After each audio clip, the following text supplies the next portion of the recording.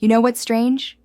The moment people decide you're a disappointment, they stop listening before you even speak. It was 5 years ago, around the long oak dining table at Aunt Claire's house. Thanksgiving. The kind of family gathering where people dress just a little too formally and pretend to care more than they do. The roast turkey was drying out on the sideboard, kids were whispering under the table, and the wine had been flowing just long enough to loosen everyone's judgments. I stood up to make my announcement. My hands were shaking under the tablecloth, but I thought maybe, just maybe, they'd understand. I'm not moving to Chicago, I said.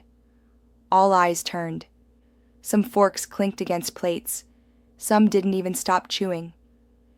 I've decided to stay here, I continued. Grandma needs help, and I want to be there for her. I'm going to take care of her.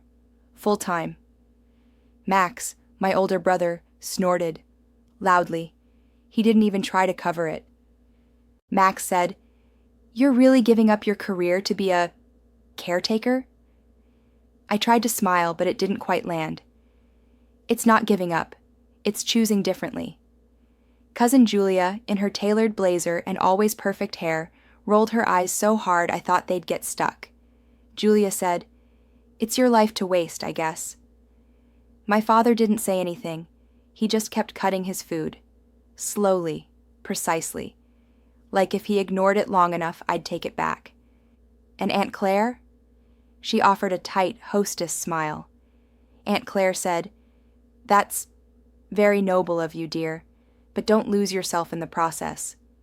Lose myself? I already felt lost among them. These people I'd grown up with, spent summers at the Lakehouse with, passed mashed potatoes to, year after year. I wasn't trying to be noble. I wasn't trying to make a point. I just didn't want Nana Joe to die alone. That was the truth of it. They say if you've ever been misunderstood by family, hitting like brings peace, subscribing brings clarity, and a comment brings karma. Try it, and tell me where you're watching from. She was already slipping a little, asking the same question 3 times in an hour, calling me by my mom's name sometimes. But she still lit up when I came over, still baked her famous molasses cookies when she remembered, still put on lipstick when she knew I'd be visiting. No one else visited. Oh, sure, they sent flowers on birthdays, sent texts, occasionally a postcard from a conference in a city she'd never heard of. But show up, sit beside her, listen to the same story twice just to hear how her eyes sparkled when she told it? That was me. Only me. After that Thanksgiving dinner, things changed. At first it was subtle. Fewer calls, fewer group chat replies. My name started to vanish from cousins' weekend plans and girls' brunches. Max said to me once, on the phone, hurried in between meetings, "It's just hard to relate to your lifestyle now." My lifestyle? Like compassion was a career killer. Julia texted me an article link about burnout caregivers and wrote, "Thought of you, hope you're not losing your mind yet." I didn't reply. Even my mom seemed embarrassed by my decision. My mom said, "Lena, honey, I'm worried you're letting sentimentality hold you back." I wanted to scream, but instead I said, "She's not just a project, Mom. She's family." And Mom just sighed. The kind of sigh you give when someone's already lost to you. I stopped being invited to big events, weddings, engagement parties, milestone birthdays. I'd see photos online, smiling faces under fairy lights, toasts raised, and not one person thinking I might have wanted to be there too. But I stayed. I stayed through the nights when Nana Joe forgot where she was and I had to calm her down. I stayed through the doctor visits, the grocery runs, the time I had to learn how to change a bandage from a YouTube video because I couldn't get a nurse to come that week. I stayed when she got pneumonia and the whole family couldn't make it up from the city because of work or weather or whatever excuse they fed each other. I stayed even when she forgot my name, but not my face. And slowly, quietly, a new kind of life formed. It was smaller, quieter, but more honest than anything I'd known before. We had tea in the mornings on the porch. She told me stories of the war, of the day she met Grandpa, of how they bought the Lakehouse for less than the price of a used car back in the 50s. She laughed at her own forgetfulness. She wept on days when her joints ached too much to move. She always made me feel needed. And isn't that what family's supposed to be? Sometimes when I watered the garden while she napped, I'd think back to that dinner table, the clinking forks. The silence that followed my decision, the way their faces closed off, not angry, just dismissive, like I had chosen irrelevance. And maybe to them, I had. But what they didn't understand is that there's a certain kind of power in choosing love over ambition, in choosing presence over prestige. They built towers of resumes and LinkedIn accolades. I built a life with one woman who never stopped believing in me, even when she couldn't remember my name. I remember one afternoon we were folding laundry together. The sun was filtering through the curtains, and I looked over to find her watching me, not confused, not frail, but clear-eyed. Grandma said, "You always did have your own kind of strength, the quiet kind, the real kind." I blinked back tears. Not because I needed to hear it, but because I hadn't heard it from anyone else in years. There were days I questioned myself, wondered what would have happened if I'd taken that job in Chicago, if I'd played their game, if I'd earned their respect. But then Nana would squeeze my hand and say something like, "I don't know what I'd do without you." And that was enough. Because I wasn't trying to be a martyr. I wasn't trying to prove anything. I just didn't want her to die alone. So, yes, I stayed. And I lost birthday invitations, and family texts, and career milestones. But I gained morning coffees with a woman who shaped my soul. I gained silence that wasn't empty, but full of meaning. I gained the kind of love you don't have to prove. And in the end, that decision cost me my family. But it gave me something else. There were days when the silence in that lake house could feel like a lullaby, and others when it rang louder than a scream. After everyone moved on and I stayed behind, time seemed to stretch differently out here. Not slow exactly, just quieter. No blaring alarms, no traffic horns, no calendar invites or performance reviews. Just the sound of creaking floorboards and birds tapping at the windows. Grandma Jo and I found a rhythm, not a glamorous one. Not the kind you write about in Christmas letters. But it was real. We did puzzles in the afternoons, usually at the old dining table near the window. She loved the ones with lighthouses or snowy villages, images that reminded her of places she never got to see. Some days, we'd sit in silence, bent over tiny cardboard pieces, her hand occasionally brushing mine as she tried to fit something where it didn't belong. Grandma would smile and say, "You'd think I'd get better at this after all these years." And I'd reply, "I think the pieces keep shrinking." She'd laugh like I was the cleverest person she'd ever met. Other days, we'd plant flowers in the garden, zinnias, snapdragons, sometimes pansies, because she said they had such polite little faces. I'd dig, she'd direct. On good days, she'd even kneel beside me, humming some old war tune under her breath. On bad days, I'd plant them myself while she sat on the porch, wrapped in a blanket, her eyes following me like I was doing something sacred. And maybe I was. In the evenings, we'd watch black and white movies on DVD. Casablanca, Bringing Up Baby, Roman Holiday. She'd seen them 100 times, but always reacted like it was the first. One night, while Audrey Hepburn spun through Rome on a scooter, Grandma turned to me, teary-eyed. Grandma said, "Isn't it funny how we can fall in love with a place we've never been?" I nodded and replied, "Happens to me every time you tell a story." But not every day was movie nights and flowers. There were hard days, more than I ever expected. Days when she'd forget who I was, call me by her sister's name. Or worse, ask politely who I was and why I was in her house. Once, during a particularly bad spell, she woke up in the middle of the night, confused and afraid. Grandma said, "I want to go home. Please take me home." I sat with her on the edge of the bed, holding her shaking hands, whispering gently, "You are home, Nana. You're safe. I'm here." She looked into my eyes, searching, and after a moment, something softened. Grandma whispered, "Lena?" I nodded. "Yeah, I'm right here." She closed her eyes, resting her forehead against mine, and said, "You always come back to me." Those moments broke me and built me at the same time. Hospital visits became more frequent. She had a fall one winter and fractured her hip. I spent 3 nights in a stiff chair beside her bed, eating granola bars from my bag and helping her sip water through a straw. The doctors talked to me like I was her legal guardian. In a way, I was. One of them said, "She's lucky to have someone like you." I smiled, but didn't say what I was thinking. That luck had nothing to do with it. It was love, and obligation, and history, all tangled up.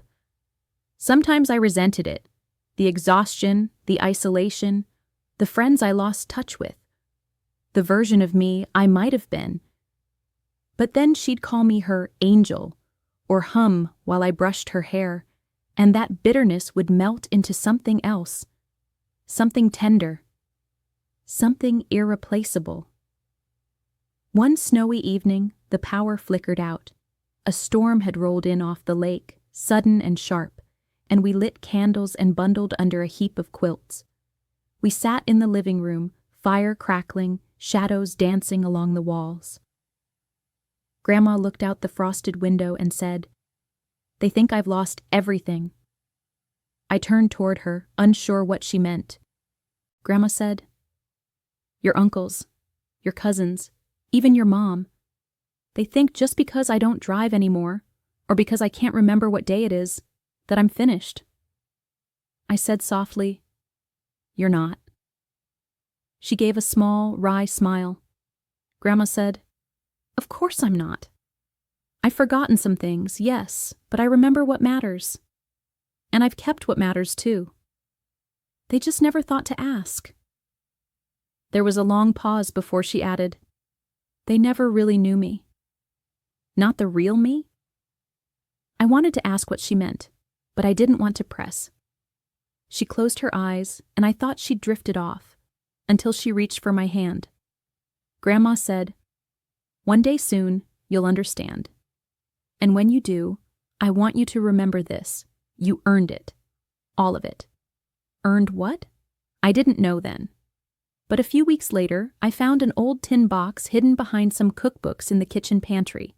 Inside were papers, neatly folded, some yellowed with time, bank documents, bonds, even a few handwritten letters. There were land deeds from the 1970s, stock certificates from companies I'd only vaguely heard of. Some of them were laughably small, $200 investments in long-defunct brands. Others were not.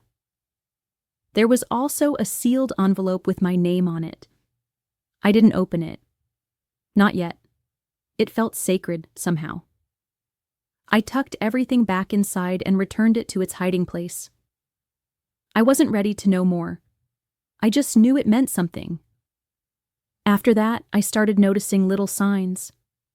The way she always smiled when a bank statement came in the mail. How she knew the real estate market in the area better than I did. How she never once asked me for help paying for anything, even when the hospital bills stacked up. She wasn't naive, she was sharp, just quiet about it. And then one evening, not long after the snow began to melt and the lake thawed into blue again, she and I sat on the porch, sipping tea from mismatched mugs. The sun dipped low over the water, casting gold across the surface like paint strokes. Grandma said, "This view, this lake, this house. People always thought it was the place that made me rich." I smiled. "It's a beautiful place." She nodded, eyes glistening. Grandma said, "But they missed the point. This house isn't valuable because of the water or the land. It's valuable because of the memories, the lives it held, the kindness it grew. I didn't speak. I knew she wasn't done. Grandma turned to me then, her gaze steady despite the tremble in her hands. Grandma said, "When I go, you'll know what to do with this place." And for the first time, I believed her. It happened quietly. No dramatic gasp, no final whispered message, just one long exhale in the early morning hours. I found her like that, still, peaceful, a faint smile resting on her lips like she'd just finished a happy dream. Her hand was still on top of mine from the night before. I didn't cry right away. I sat there for almost an hour, just watching her face, memorizing every line, the soft slope of her cheeks, the faded lipstick she always insisted on wearing, even to bed. The way the morning light crept in through the lace curtains and landed on her silver hair. She looked beautiful. And gone. I made the calls, arranged everything. The next few days moved like mud. Funeral plans, paperwork, calls with distant relatives who spoke in hushed tones as if they could catch death through the phone. Max arrived in town the day before the service. He didn't stay at the Lakehouse. He got a hotel room with his wife. For space, he told me. I said nothing. Julia didn't even text me. She posted an Instagram story of her packing and captioned it with, "Off to say goodbye to an era. R.I.P. Nana Joe." The morning of the funeral, the sky was pale and cold. The chapel was half full. The florist messed up and brought the wrong flowers. No one noticed. I stood at the front in a simple black dress, next to her closed casket. My hands were shaking, but my face didn't move. Not once. Max walked up to the podium. His tie was slightly crooked, and he cleared his throat 3 times before he began. Max said, "Grandma Jo was a strong woman. She made good cookies, she loved this town, and she lived a long life. We'll miss her." That was it. He stepped down before the organist even started playing again. Cousin Julia leaned over to someone in the pew behind her, I didn't see who, and whispered, loud enough for me to hear. Julia said, "Bet there's no will, just a bunch of medical debt." I felt the blood drain from my face, but I said nothing. I just turned back to the casket and closed my eyes. After the service, people hovered just long enough to take photos of the flower arrangements. No one asked me how I was doing, not even once. By nightfall, they were gone. Max left a note in the kitchen. "Didn't want to wake you. Safe travels back home when you go." I was already home. The Lakehouse sat still again, quieter than it had ever been. I cleaned out her nightstand that evening, folded the last of her laundry, watered the pansies one more time, and then, 2 days later, I sat across from a lawyer in a small office that smelled faintly of old paper and lemon-scented furniture polish. She wore glasses that slid down her nose and spoke with that calm, distant tone lawyers use when delivering news they know will stir emotions. The desk between us was scattered with papers and a small manila envelope labeled in Nana's handwriting. "Lena, final copy." The lawyer unfolded the documents and looked at me over the rims of her glasses. The lawyer said, "Your grandmother updated her will 6 months before she passed. She was clear. She wanted everything left in your name." I stared at her, trying to process. I asked, "Everything?" The lawyer nodded. The lawyer said, "Yes." The Lakehouse, the surrounding land, her stocks and investments, and a bank account totaling just over $2 million. I blinked. I whispered, "There must be some mistake." She shook her head and slid the envelope across the desk. The lawyer said, "She wrote this for you. You should read it when you're ready." I stared at the envelope. I didn't open it. Not yet. I looked up and asked, "What about the rest of the family?" The lawyer said, "Your grandmother left a note here in the legal file. I'm allowed to read it aloud." She cleared her throat and read carefully. The lawyer said, "I've given my family chances, many chances. But only one person stayed. Only one person showed up for more than holidays and photos. Lena is not just my granddaughter. She is my legacy. She has my heart, my stories, and my gratitude. She is the only one who deserves what I've left behind." Silence fell over the office. I tried to swallow the lump rising in my throat. I couldn't. The lawyer added gently, "She called you her only real family." My hands trembled as I pressed them together in my lap. I didn't know what to feel: gratitude, shock, guilt. I had spent the last years of her life thinking I was giving up everything to be there for her. But it turned out she had never stopped giving back. They all thought she had nothing, that she was old and fading. But Nana Jo knew exactly what she had and who she was leaving it to. I stepped out of that office with the manila envelope clutched in my hand, the wind biting at my cheeks, my legs weak beneath me. I sat in my car for an hour before I could drive, not because of the money or the property, but because I realized, for the first time, that every sacrifice I made had been seen. That I wasn't invisible, not to her.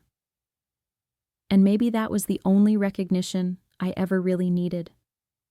They all thought I'd disappear after the funeral, that I'd sell the Lakehouse, pocket whatever scraps were left, and fade into obscurity. But they didn't understand. I didn't stay for inheritance, I stayed for her. And when she left it all to me, I didn't feel victorious, I felt chosen, trusted, loved. That kind of gift doesn't ask for revenge, it asks for reverence. I wasn't angry at them anymore, not really. I just knew that everything had changed, and it was time for the house to change too. I started small. The kitchen was the first thing to go. It had always smelled like cinnamon and dish soap, but the plumbing was ancient and the stove had one burner that never lit unless you smacked it. I kept Grandma Jo's cookie tins and her handwritten recipes, but everything else, cabinets, countertops, tile, got replaced.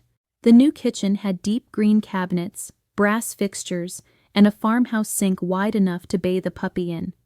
It felt bold, fresh, like a breath held in for decades, finally exhaled.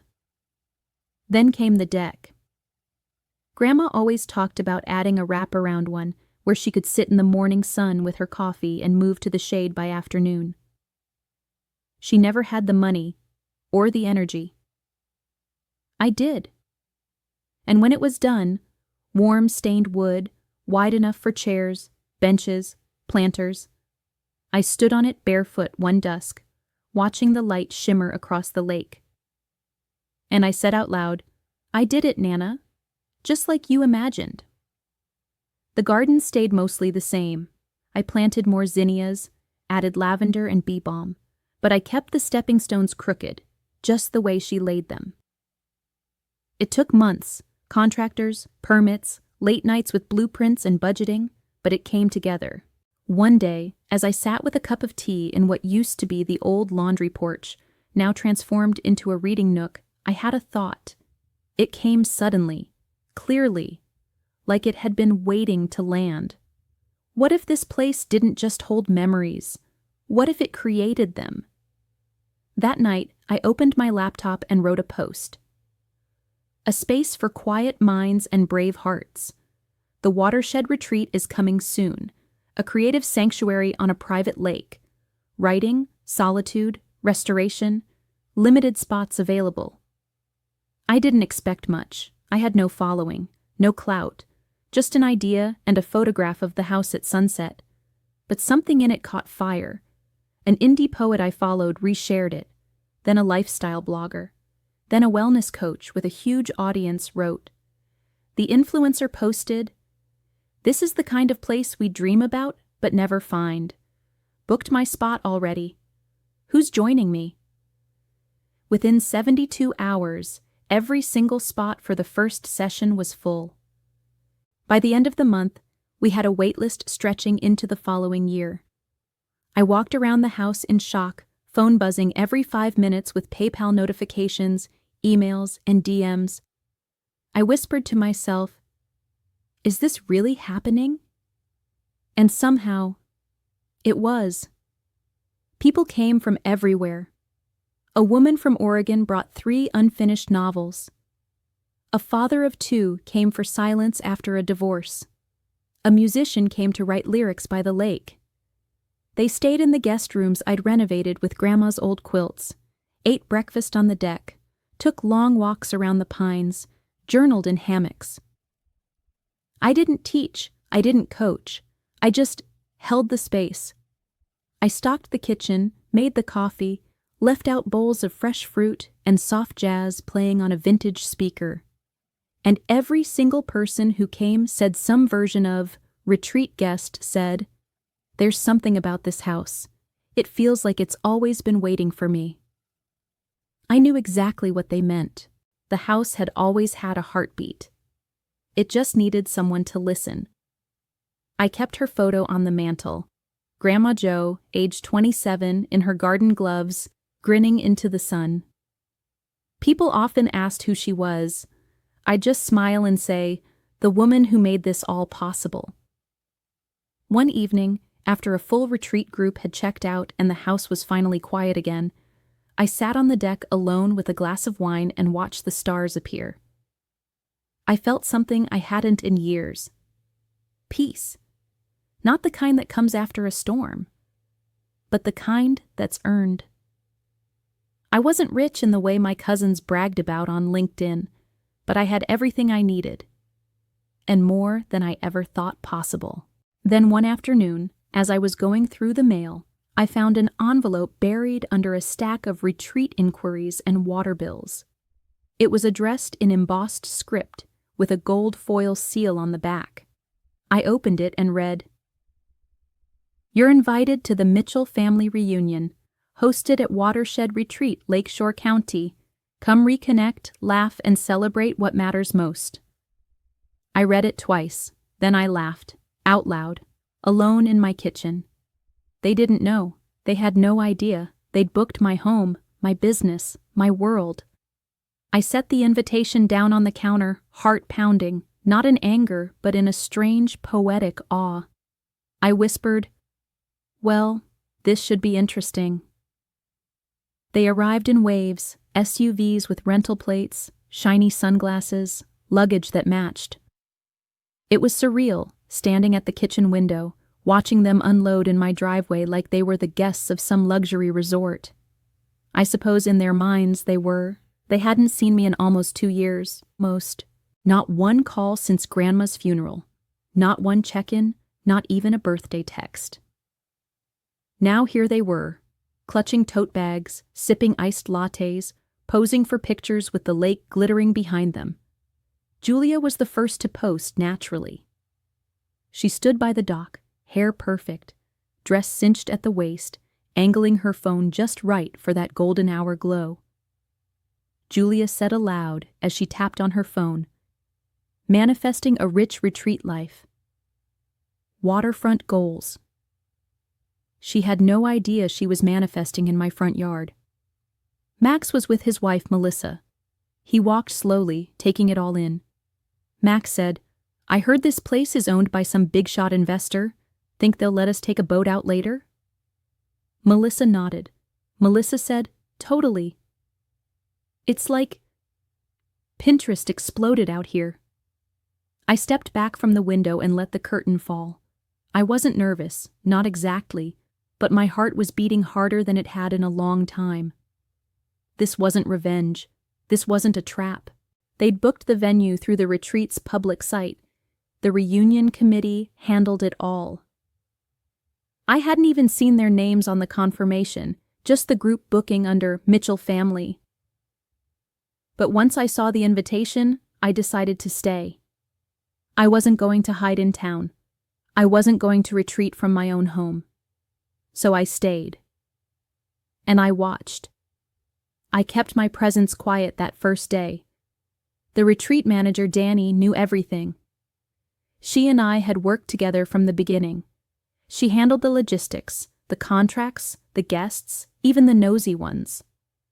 That evening, I was walking with her near the deck when Max approached, holding a beer and a brochure. Max said, "Hey, are you the manager?" Danny smiled. Danny said, "I am." Max asked, "Any chance we can use the paddleboards tomorrow morning? The lake looks incredible."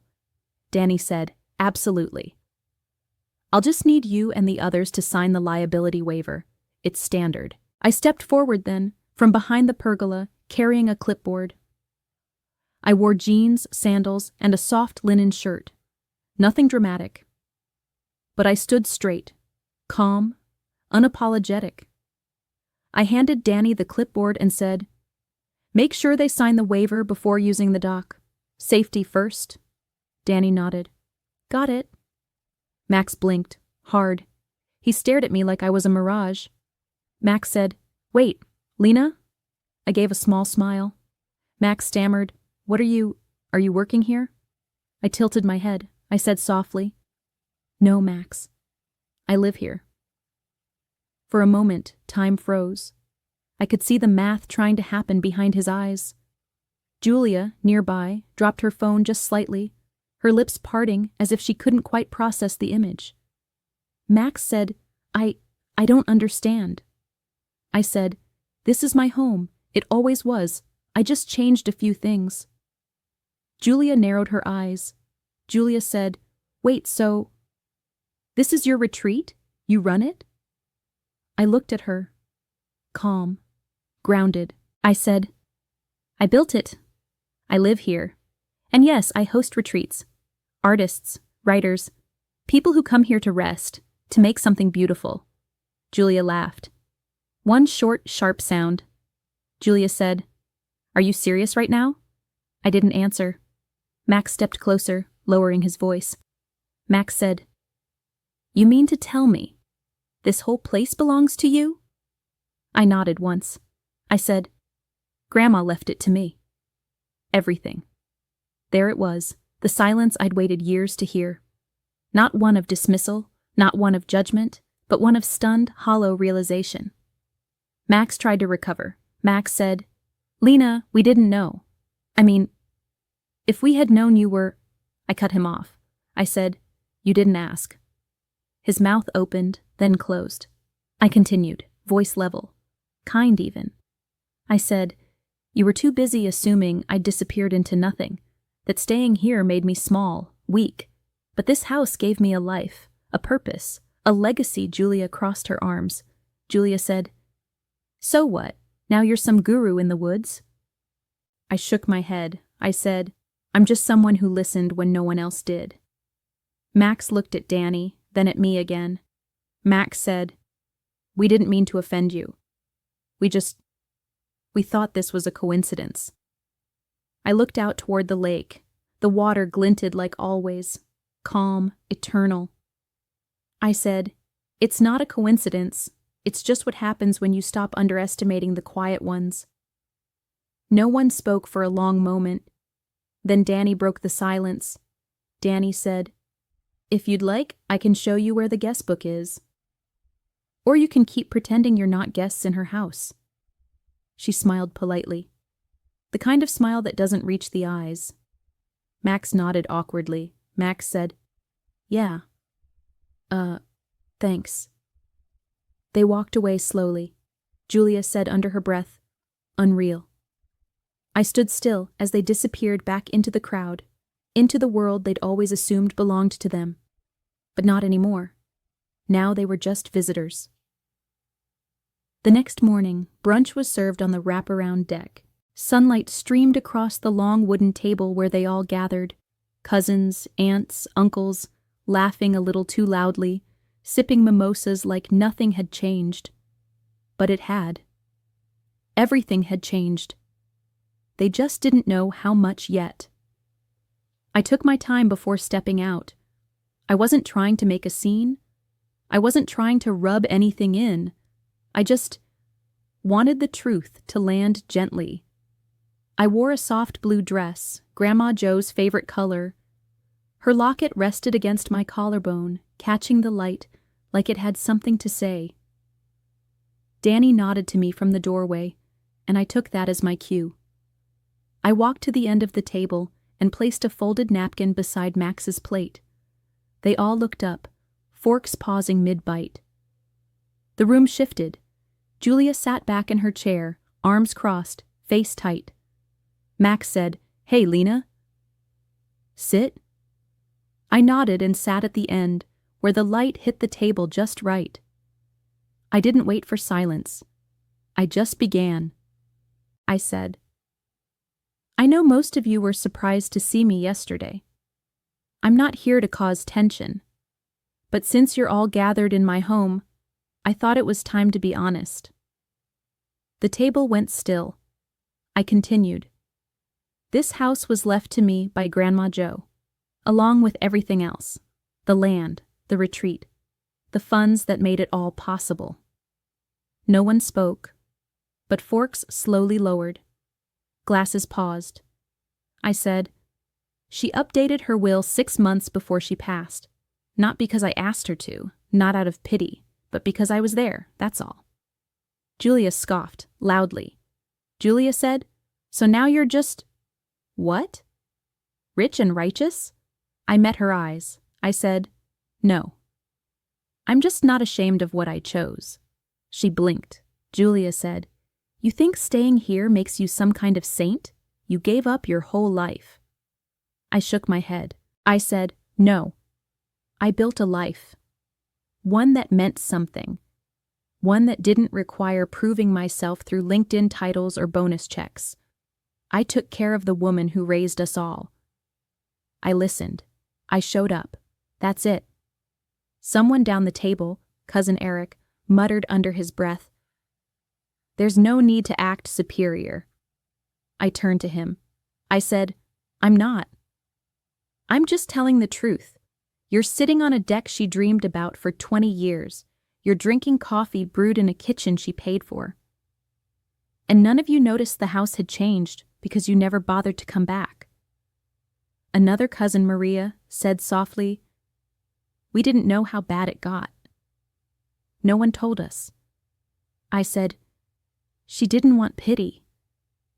She wanted presence. And I was the only one who gave it to her." The tension tightened like a rope. Julia leaned forward. Julia said, "You really think this makes you better than us?"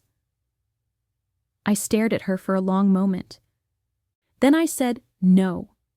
But it does mean I was there, and she knew that. That's why everything you see around you is mine. No gloating, just facts." The table erupted, not at me, but amongst themselves. Eric said to Julia, "You said the estate was worthless." Maria replied to Eric, "Don't look at me. I asked you last year if she was okay. You said Lena had it handled." Julia snapped, "She did. Apparently very well." Max said, "Can we all just take a breath?" He looked at me, his voice lower now.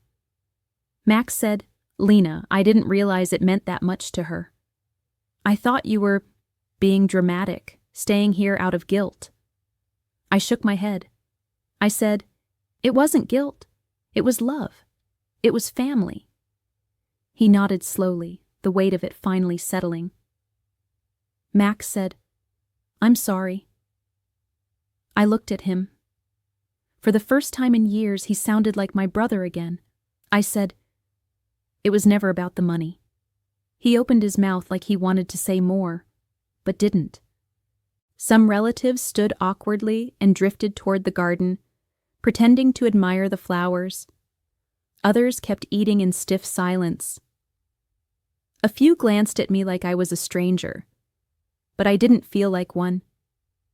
For the first time in a very long time, I felt seen. Not because I'd inherited anything, but because I'd spoken the truth, and it stood taller than any title they ever chased. By Sunday afternoon, the laughter had thinned. The camera flashes faded. The echo of half-hearted toasts lingered like the smell of overripe fruit in the sun. The Mitchell family reunion was over. They left in clusters, some with a wave, others with just the sound of rolling luggage on gravel. Aunt Claire hugged me with brittle arms and said, "You've really made something of this place. Your grandmother would be proud." I said, "Thank you." She didn't ask to come back. Julia didn't say goodbye. She walked past me on the deck, sunglasses already on, phone glued to her hand. Her goodbye came as a passive-aggressive story on Instagram. Some people inherit lake houses, some inherit taste. I let it go. Let her go. She was never going to see me for who I was, not really. Eric and Maria left together.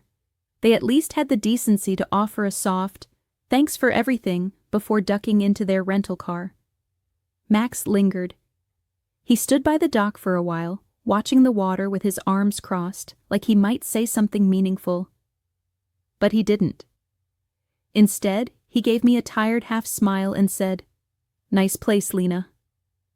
I nodded. I said, "Safe drive." Then he was gone too. The silence that followed didn't feel lonely. It felt earned. It wrapped around me like a familiar blanket, worn, warm, honest. That evening, I walked the lakeside path barefoot. The grass was still damp from the morning dew, but the sun had dried just enough of it to make it soft beneath my feet. I paused at the spot where Grandma Jo used to sit on her folding chair with a book and a wide-brimmed hat. I could still see the outline in the earth where the legs of the chair had pressed into the soil over the years. I sat down right there. The lake was still. The kind of still that makes you believe time might be pausing just for you.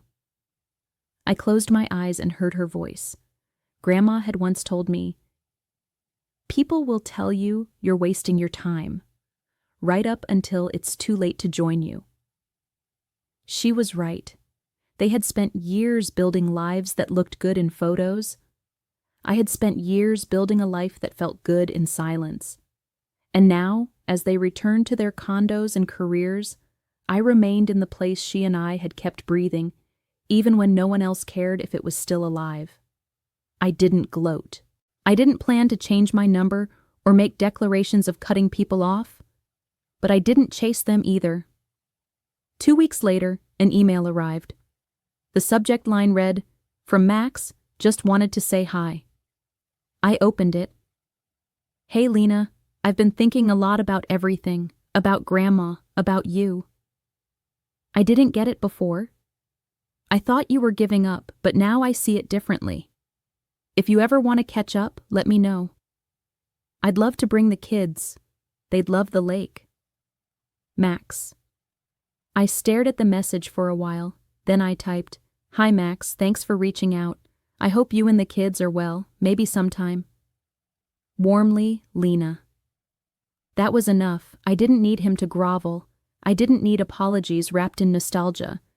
And I certainly didn't need to open the Lakehouse to people who only valued it now that it was glossy and profitable. Maybe we'd reconnect. Maybe we wouldn't. But I wasn't waiting anymore. I used to wonder what would happen if they saw me, really saw me. If they acknowledged the life I chose, the love I gave. But standing on my own land, under my own sky, with nothing to prove to anyone, I didn't crave their approval anymore. The validation I once begged for now felt like dust on the wind. Because the truth was, I didn't need to be chosen. Not by them, not by anyone. I had already been chosen. By a woman who planted flowers crookedly, who hummed movie scores in the garden, who saved her strongest love for the person who stayed. And in the quiet space she left behind, I found something I'd never had before, a life of my own, a name that didn't need to be defended, a story I could live without apology. And maybe, just maybe, that was the point of it all. So I walked back to the house. No rush, no heaviness, just the hush of twilight, the distant sound of loons on the water, and my bare feet brushing the earth that had always belonged to us. And in my heart, the final truth I'd waited so long to understand. I used to wish they'd see me. Now I'm just glad I saw her.